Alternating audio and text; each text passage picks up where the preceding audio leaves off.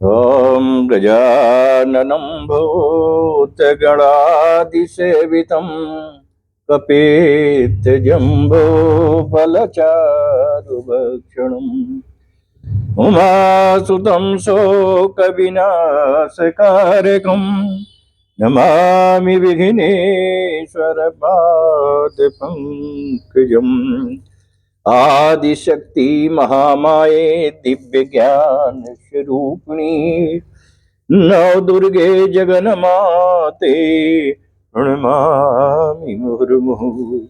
कर्पूर गौरम करुणावतारम संसार सारम भुजगेन्द्रहारम सदा वसंतम हृदयारविंदे भवम भवानी शैतम नमामि।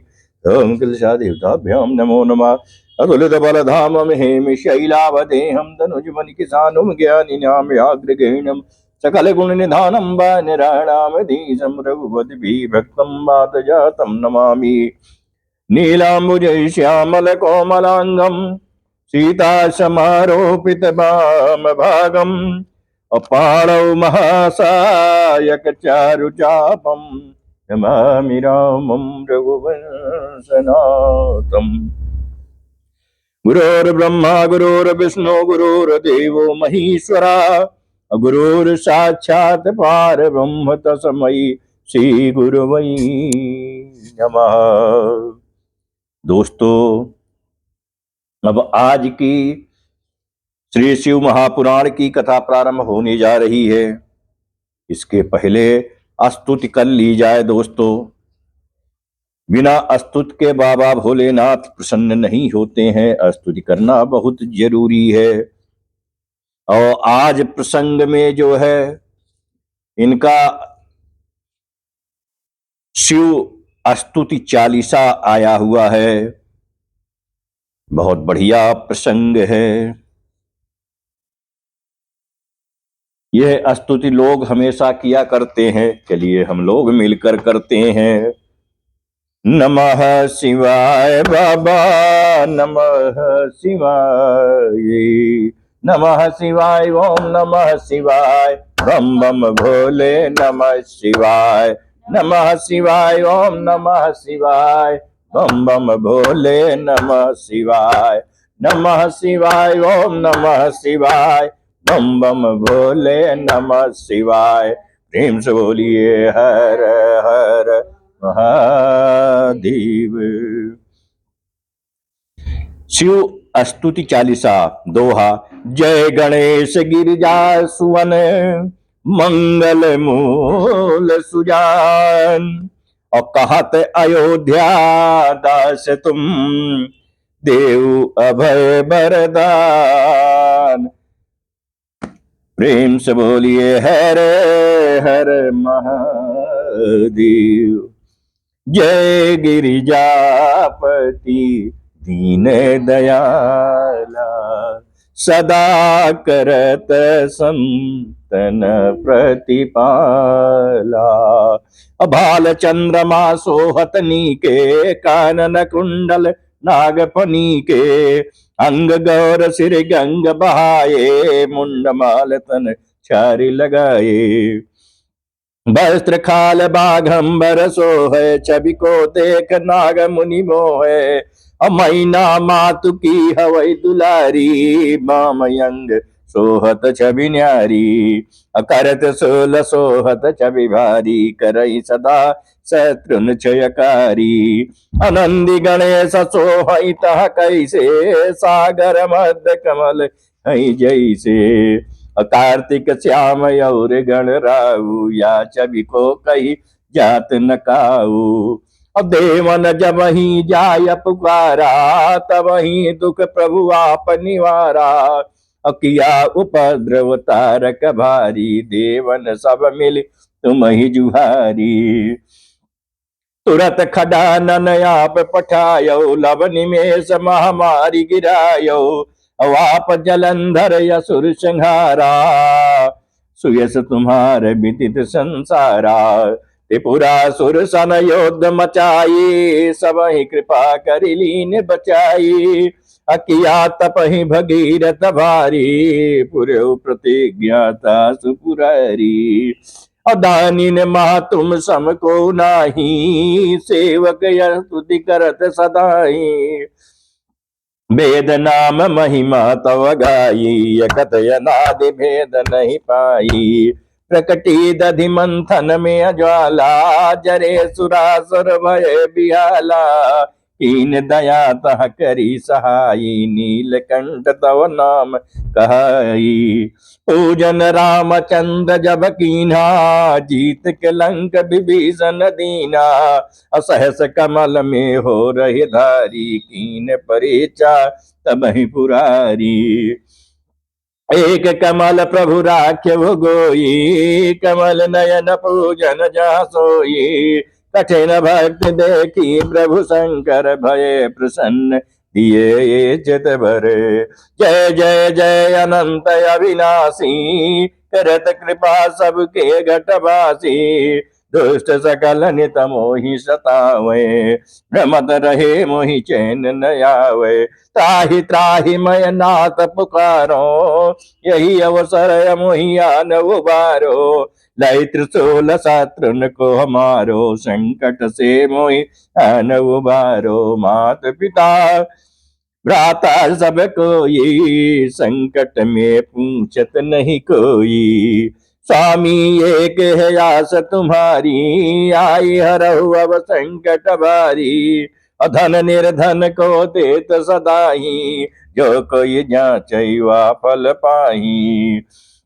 अस्तुति के ही विधि करहु तुम्हारी, क्षमहु नाथ अब चूक हमारी। शंकर हो संकट के नाशन, अभिघ्न विनाशन मंगल कारण। योगी यति मुनि ध्यान लगावे, शारद नारद शीस नमावे।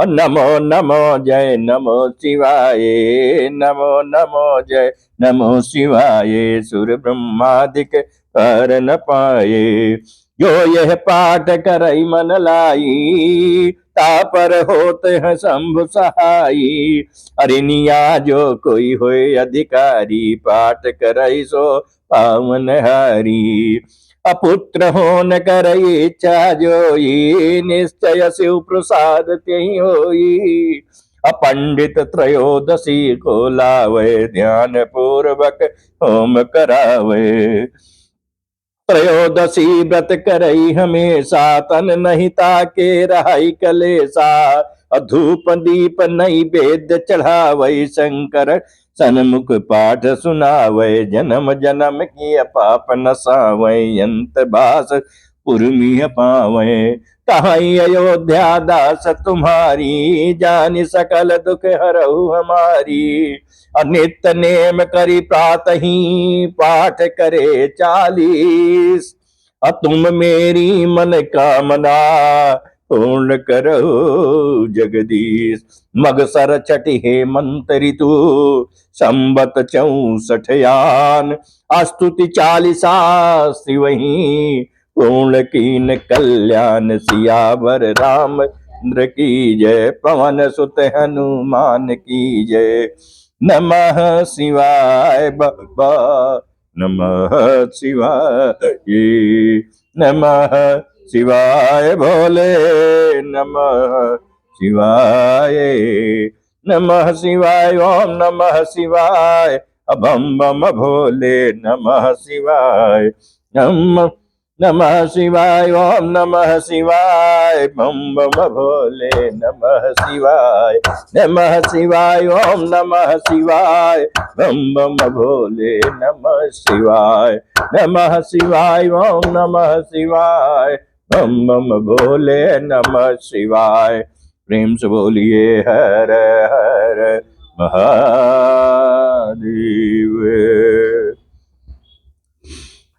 श्री शिव महापुराण पार्वती तृतीय खंड में आज 53वां अध्याय की कथा प्रस्तुत है।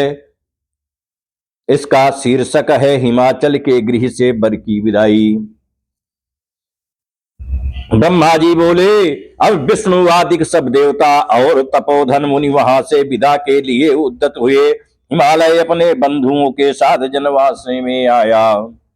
शिव जी की अनेक प्रार्थना कर कृतज्ञता प्रकट की और निवेदन किया कि कुछ दिन और यहाँ निवास कीजिए। यह सुन विष्णु आदि देवताओं ने गिरी शार्दूल को धन्यवाद दिया और कहा कि तुम्हारे समान त्रिलोकी में पुण्यधारी कोई नहीं है। इस प्रकार परस्पर एक ने दूसरे की प्रशंसा की। जय ध्वनि, वेद ध्वनि और साधुवाद की ध्वनि से आकाश मुखरित हो गया। अप्सराएं नाचने लगी, मागध स्तुति पाठ करने लगे और बहुत सा द्रव्य दान दिया गया।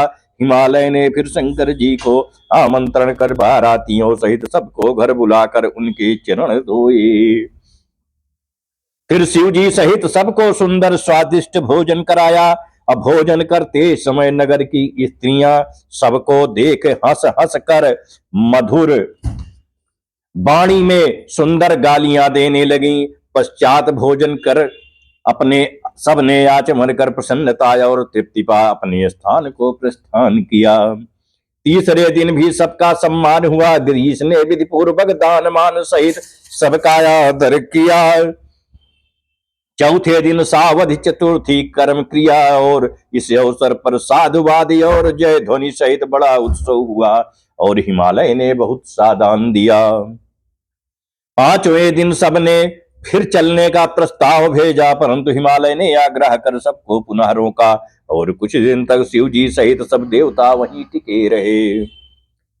पश्चात सप्तर्षियों ने जाकर मैना और हिमालय को बहुत समझाया, शिव तत्व का वर्णन किया तथा शिव जी को विदा करने का अनुरोध किया। तब हिमालय ने स्वीकार कर बड़े आदर से सबको विदा किया। जब शिव जी कैलाश को चले तो मैना उच्च स्वर से रोती हुई शिव जी से बड़ी स्तुति कर उनकी कृपा मांगने लगी। पुनः पुत्री को समीप कर मैना उच्च स्वर से रोने लगी और उन दोनों के आगे गिर पड़ी। तब शंकर जी मैना को समझा देवताओं सहित मौन हो वहां से चल दिए। पुर के बाहर अपने एक उपवन में हिमालय ने उन्हें ठहराया। पश्चात वहां से देवताओं सहित शिव जी विदा हुए। आगे पार्वती का विरहोत्सव ध्यान से सुनिए।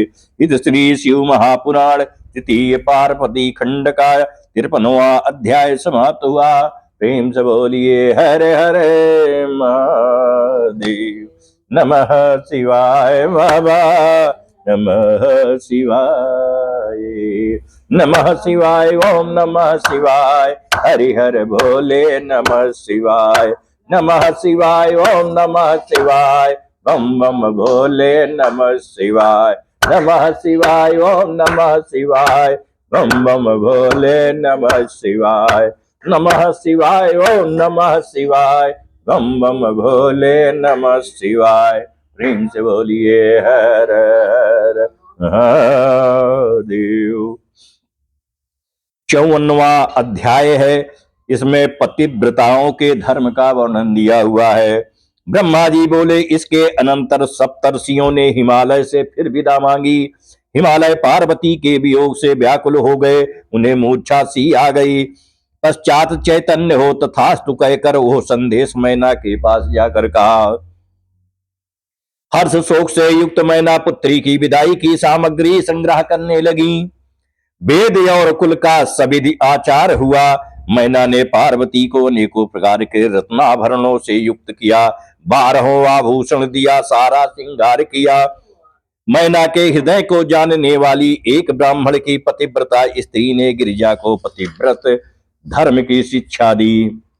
द्विज पत्नी ने कहा, हे पार्वती, मैं तुम्हें कुछ पतिव्रताओं के लिए ऐसे धर्म का उपदेश करती हूँ जिससे उन्हें त्रिलोक का सुख प्राप्त होगा। हे देवी, तुम इसे ध्यान पूर्वक सुनो। वो पतिव्रता स्त्री धन्य और पूज्य है जो अपने स्वामी को परमेश्वर मान उसके सदस्य ही उसकी सेवा करती हो। वहां तो सुख भोगती ही है और अंत में उसे पतिलोक की भी प्राप्ति होती है। सावित्री, लोपामुद्रा, अरुंधति, सांडिल्या सतरूपायन सूया लक्ष्मी स्वधा सती संज्ञा सुमति श्रद्धा मैना और स्वाहा तथा और भी पतिव्रता हैं जिन्हें मैं यहाँ विस्तृत रूप से नहीं कह सकती, किंतु पतिव्रता के प्रभाव से सभी जगत में मान्य और पूज्य हैं। ब्रह्मा विष्णु महेश और देवताओं तथा ऋषियों ने भी इनको सम्मानित किया है। इस कारण तुम सर्वदा अपने पद शंकर की सेवा करती रहना, क्योंकि यह सत्पुरुषों के गति दाता और दीनों पर कृपा करने वाले हैं। पतिव्रताओं का यह धर्म श्रुतियों और स्मृतियों में लिखा है। पातिव्रत पारायण को उचित है कि जब पति भोजन कर लेवे तब स्वयं भोजन करे। ऐसा करने से स्त्री को सर्वदा आनंद की प्राप्ति होती है। पति के सो जाने पर स्वयं सोवे और पति से पहले ही जागे तथा निश्चल भाव से पति की प्रिया बनी रहे और उनका हित करे। कभी बिना अलंकार के पति के सामने न जावे और पति के परदेश रहने पर भी कभी श्रृंगार ही न करे। पतिव्रता को उचित है कि वह अपने पति का कभी नाम ना लेवे और पति के दुर्वचन कहने पर भी स्वयं उन्हें दुर्वचन ना कहे। ताड़ना देने पर भी प्रसन्न रहे और मारने पर भी प्रसन्न रहे। हे स्वामिन, ऐसा कहकर कृपा मांगे। जब पति बुलावे तब सारा कार्य छोड़कर उनके पास चली जावे और जो कार्य हो पूछ कर प्रसन्नता से उनकी आज्ञा का पालन करे। द्वार पर देर तक ना ठहरे, दूसरों के घर ना जाए, किसी की बात सुनकर किसी से प्रकाशित ना करे, सर्वदा हितकर समय की प्रतीक्षा करे तथा पति की आज्ञा के बिना कभी तीर्थ यात्रा ना करे और समाज तथा किसी के उत्सव में जाने की कोई आवश्यकता नहीं। स्त्री का तीर्थ हो उसके पति का चरण है। पति का जूठन उसके लिए महाप्रसाद है। देवताओं पितरों तथा अतिथियों को बिना भोग लगाए कभी न खाए और सेवक गौ और भिक्षुक को भी भोजन देवे। उसे प्रतिक्षण सामग्रियों के संग्रह तथा चतुरता प्रसन्नता और मितव्ययता का ध्यान रखना चाहिए। पति की आज्ञा के बिना स्त्री व्रत और उपवास आदि न करे, क्योंकि बिना आज्ञा के कुछ फल नहीं होता और परलोक भी बिगड़ता है। पति कैसा ही नपुंसक रोगी वृद्ध और दुखी क्यों ना हो, स्त्री उसका उल्लंघन ना करे। जब वह स्त्री धर्म से रजवती हो तब 3 दिन किसी को मुख न दिखावे और जब तक स्नान से शुद्ध ना हो जावे तब तक उसका कोई शब्द भी ना सुनने पावे। पतिव्रता को उचित है कि वह अपने पति को शिव रूप ही जाने, पति से कभी भी कातर वाक्य ना बोले और ना पति की निंदा ही करे। गुरुजनों के रहते कभी भी जोर से ना बोले और ना उच्च स्वर से हंसे। अपने पति को कभी तू ना कहे और सौत से कभी ईर्षा ना करे। ईर्षा करने से वह दुर्गम होती है तथा जो स्त्री अपने पति की आंख बचाकर अन्य को देखती है वो कानी कुमुखी तथा विरूपा होती है। जैसे जीव बिना देह क्षण मात्र में अपवित्र हो जाता है, वैसे ही बिना पति के स्नान करने पर भी स्त्री पवित्र रहती है। स्त्री अपना शील कभी भी भंग ना करे, क्योंकि ऐसी पतिव्रताओं पर ही पृथ्वी को गर्भ होता है। वही स्त्री पाप नाशक है जो सर्वदा पवित्र रहती है। गृहस्थी की जड़ स्त्री ही है, सारे सुखों की जड़ स्त्री ही है, क्योंकि धर्म फल की प्राप्ति के लिए संतान वृद्धि में स्त्री का ही कारण है। वही सच्चा गृहस्थ है जिसके घर में पतिव्रता स्त्री है। पतिव्रता और गंगा में कोई भेद नहीं है, वह शिव और पार्वती के समान पवित्र हैं। स्त्री के लिए उसका पति ही ओंकार है और वेद तथा श्रुति है। पति तप है तो स्त्री क्षमा है, यदि पति फल है तो स्त्री सत्क्रिया है। हे पार्वती, ऐसे ही स्त्री पुरुष धन्यवाद के प्राप्त हैं। इस प्रकार मैंने तुमसे एक प्रकार का पतिव्रताओं का धर्म संक्षेप में कहा। अब उनके भेद को सुनो। पतिव्रता उत्तमादि भेदों से 4 प्रकार की होती हैं, उत्तम, मध्यम और अधम तथा निकृष्ट। जो स्त्री स्वप्न में भी अपने पति के सिवा दूसरे को नहीं देखती वो उत्तम पतिव्रता है, तथा जो दूसरे को शुद्ध बुद्धि से पिता, भ्राता तथा पुत्र के समान देखती हैं वो मध्यम पतिव्रता है। और जो अपना धर्म विचार कर विचार नहीं करती और चरित्रवान है वो निकृष्ट पतिव्रता है, तथा जो अपने कुल के भय से व्यभिचार से बची रहती हैं तो वो अति निकृष्ट पतिव्रता है। हे शिवे, ये चारों प्रकार की पतिव्रताएं पाप को हरण करने वाली तथा लोक परलोक में मुदित रहने वाली हैं। हे शिवे, ऐसा जानकर स्त्री नित्य पति की सेवा करे। हे शैलपुत्री, ऐसा करने से तुम्हारे सभी मनोरथ पूर्ण होंगे। हे देवी, मैं तुमसे अधिक क्या कहूं, क्योंकि तुम तो जगत की माता महेशी हो और साक्षात शिव जी तुम्हारे पति हैं। तुम्हारा तो नाम सुनते ही स्त्रियां पतिव्रता होंगी। हे कल्याणी, जगत के आधार के लिए ही मैंने ये उपदेश दिया है। ब्रह्मा जी कहते हैं, ऐसा कहे जब पार्वती को प्रणाम कर वो ब्राह्मण स्त्री चुप हो गई तो शंकर प्रिया पार्वती को बड़ा आनंद प्राप्त हुआ। इत श्री शिव महापुराण तृतीय पार्वती खंड का 54वां अध्याय समाप्त हुआ। प्रेम से बोलिए हरे हरे महादेव।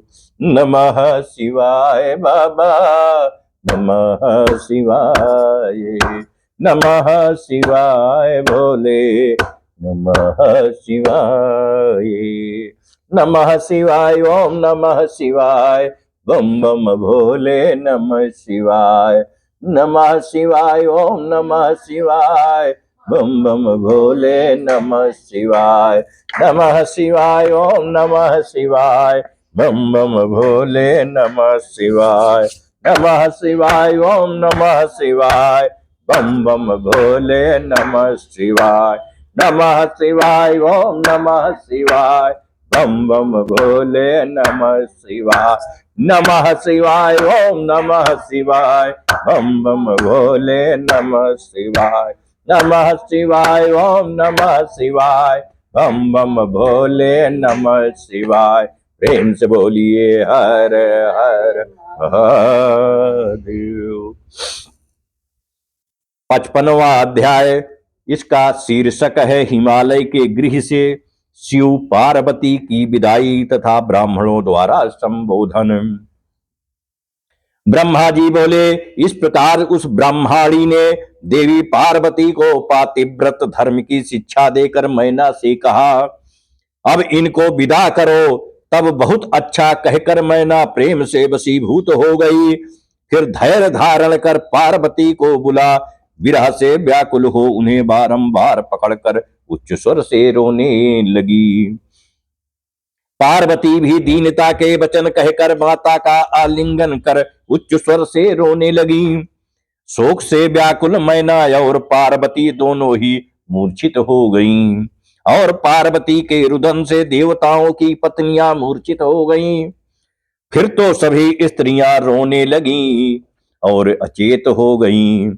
औरों की तो बात ही क्या है, विदाई के समय स्वयं योगीश्वर प्रभु भी रोने लगे, बाबा भोलेनाथ भी रोने लगे। उसी समय अपने सब पुत्रों और ब्राह्मणों सहित हिमालय वहां आए और पार्वती को गोद में लेकर कहाँ जाती हो बारंबार ऐसा शब्द कहकर मोह से रोने लगे। तब उनको उसी प्रकार अधीर हो रोते देखकर बहुत से ब्राह्मणों सहित उनके परम ज्ञानी पुरोहित ने आकर कृपा पूर्वक अध्यात्म का उपदेश देना आरंभ किया और बहुत समझाया। पार्वती ने बड़ी भक्ति से माता पिता और गुरु को प्रणाम किया और वह लोकाचार से बारंबार रुदन करने लगी। पार्वती के रुदन को देख उनके माता पिता और बड़े भाई ही व्याकुल हो गए। अन्य स्त्रियां, भ्राता और पिता भी प्रेमबद्ध हो बारंबार रोने लगे। तब ब्राह्मणों ने आकर सबको सादर समझाया और कहा कि अब यात्रा ही सुखद लग्न चल रही है, देर मत करो। फिर तो हिमालय ने धैर्य धारण कर मैना को समझाकर पालकी मंगा उस पर पार्वती को चढ़ा दिया तथा पिता माता और ब्राह्मणों ने आशीर्वाद दिए। पार्वती ने माता पिता तथा अन्य द्विजों पुरोहित और उनकी स्त्रियों को नमस्कार कर प्रस्थान किया। प्रेम बस हिमालय बहुत दूर तक साथ साथ चले और वहां तक चले जहां सब देवता ठहरे थे। पश्चात पार्वती सहित शिव जी अपने स्थान में आए और लोकाचार दिखाते हुए उन्होंने अनेक वस्तुओं का पहाड़ सजा विष्णु आदि सब देवताओं को भोजन कराया। भोजन कर सब देवताओं ने शिव जी की स्तुति की, उनकी परिक्रमा तथा विवाह की बड़ी प्रशंसा की और पुनः सब अपने अपने स्थान को चले गए। फिर मुझे और विष्णु जी को शिव जी ने स्वयं प्रणाम किया और मैंने आशीर्वाद दिया। फिर शंकर जी के आगे स्थित हो हमने और विष्णु जी ने हाथ जोड़ शिव को प्रणाम कर उनके विवाह की प्रशंसा की तथा अपने स्थान को आए। शिव जी भी कैलाश में स्थित हो पार्वती के साथ विहार करने लगे और समस्त गण आनंदित हो उनका भजन करने लगे। हे तात, इस प्रकार मैंने शिव और पार्वती के विवाह का वर्णन किया, जो शोक नाशक, आनंददायक और आयु वर्धक है। जो शिव जी में मन लगाकर यह सुनेगा और सुनावेगा वो शिवलोक को प्राप्त करेगा। यह आख्यान परम अद्भुत और मंगलकारी है। इससे सब विघ्न शांत होते हैं तथा ये समस्त व्याधियों का नाशक है। इस आख्यान से यश की प्राप्ति होती है और यह स्वर्ग तथा आयु का देने वाला, पुत्र और पत्रों को बढ़ाने वाला, कामदायक और भुक्ति मुक्ति प्रदायक है। इससे अल्प मृत्यु नहीं होती तथा ये महान शांति और कल्याण का दाता है। इससे बुरे सपनों की शांति होती है तथा यह बुद्धि ज्ञानदायक है। यह शिव जी को सभी अवस्था में प्रसन्न करने वाला है। विशेषता शिव जी के प्रतिष्ठापन के समय तो इसे अवश्य ही पढ़ें तथा शिव संबंधी प्रत्येक कर्मों के आरंभ में इसे पढ़ें। इसके पढ़ने से शिव जी प्रसन्न होते हैं, इसमें कोई संदेह नहीं है। जो पवित्र होकर शिव पुराण को पढ़ते हैं उनके सभी कार्य सिद्ध होते हैं। यह सत्य है, सत्य है। बोल शंकर भगवान की जय। इत श्री महर्षि वेद व्यास कृत श्री शिव महापुराण की रुद्र संहिता में श्री राम लग्न पांडे विशारद द्वारा तृतीय पार्वती खंड का भाषानुवाद संपूर्ण। शुभमस्तु। नमः शिवाय बाबा, नमः शिवाय, नमः शिवाय भोले, नमः शिवाय, नमः शिवाय, ओम नमः शिवाय, बम बम भोले, नमः शिवाय, नमः शिवाय, ओम नमः शिवाय, बम बम भोले, नमः शिवाय, नमः शिवाय, ओम नमः शिवाय, बम बम भोले, नमः शिवाय, नमः शिवाय, ओम नमः शिवाय, बम बम भोले, नमः शिवाय, नमः शिवाय, ओम नमः शिवाय, बम बम भोले, नमः शिवाय, नमः शिवाय, ओम नमः शिवाय, बम बम भोले, नमः शिवाय। प्रेम से बोलिए हर हर महादेव। चतुर्थ कुमार खंड प्रारंभ। पहला अध्याय शिव विवाह। नारद जी बोले, हे ब्रह्मन, अब आप मुझे ये सुनाइए कि लोक का कल्याण करने वाले शंकर जी ने पार्वती जी के साथ विवाह कर कैलाश पर्वत पर जाकर क्या किया, उनको पुत्र कैसे हुआ तथा तारकासुर का वध कैसे हुआ। कृपा कर मुझसे वो सब चरित्र कहिए। सूत जी कहते हैं कि जब नारद जी ने ऐसा पूछा तब ब्रह्मा जी चित्त में प्रसन्न हो शिव जी का स्मरण करते हुए बोले, हे नारद, अब मैं तुम्हें स्वामी कार्तिकेय का जन्म और तारकासुर वध की कथा संयुक्त शंकर भगवान का चरित्र सुनाता हूँ। ध्यान से सुनो। इस पाप नाशक कथा के सुनने से निश्चय ही मनुष्य सब पापों से मुक्त हो जाता है। जब पार्वती जी के साथ विवाह कर शिव जी कैलाश पर आए तो वहां उनकी अत्यंत शोभा हुई और उन्होंने देवताओं का कार्य पूर्ण करने का विचार किया। भगवान शंकर के गणों ने प्रसन्न होकर अनेक उत्सव मनाए और देवता प्रसन्न होकर अपने लोक को चले गए। पश्चात महादेव शंकर कल्याण स्वरूपा श्री पार्वती को लेकर एक अत्यंत मनोहर दिव्य निर्जन स्थान में चले गए और वहां रतिवर्धक शैया बनाकर देवताओं के सहस्त्रों वर्षों तक पार्वती के साथ विहार करते रहे। उन्हें रात दिन की कुछ भी सूचना न रही। अलोक धर्म के प्रवर्तक भगवान शंकर ने एक क्षण के समान ही उस बहुत समय को व्यतीत कर दिया। ये देख समस्त इंद्रादि देवताओं ने सुमेरु पर्वत पर एक गोष्ठी की और ये विचार किया कि योगीश्वर शंकर ने अब तक कोई पुत्र उत्पन्न नहीं किया, अब ये किस लिए विलंब कर रहे हैं। तब मुझ ब्रह्मा को अग्रणी बनाकर सब देवता विष्णु जी के पास गए, अपना अभीष्ट कहा और यह भी निवेदन किया कि हजारों वर्षों से भगवान रस क्रीड़ा में रत हैं और उससे विरत नहीं हो रहे हैं। तब विष्णु जी ने मुझसे कहा कि इसकी कुछ भी चिंता ना करें, सर्वथा कल्याण होगा। आइए हम सब भगवान शंकर की शरण में चलें, क्योंकि जो मनुष्य प्रसन्नता पूर्वक भगवान शंकर की शरण में चले जाते हैं उनको कहीं भी भय नहीं रहता। शिव जी का संभोग कौन भंग कर सकता है। 1000 वर्ष पूर्ण होते ही वे स्वयं अपनी इच्छा से ही विरत हो जाएंगे। जो मनुष्य किसी स्त्री पुरुष का वियोग करता है उसे जन्म जन्म में स्त्री पुरुषों का वियोग सहना पड़ता है। मुनिंद्र दुर्वासा ने इंद्र का रंभा से वियोग की ही तो कराया था, जिसके कारण उन्हें अपनी स्त्री का वियोग सहना पड़ा। बृहस्पति जी ने कामदेव का घृताची से वियोग कराया था, इसलिए 6 महीने के भीतर ही चंद्रमा ने उनकी स्त्री का हरण कर लिया था। महर्षि गौतम ने रति के समय चंद्रमा से मोहिनी का वियोग कराया था, जिससे उन्हें भी स्त्री का वियोग हुआ।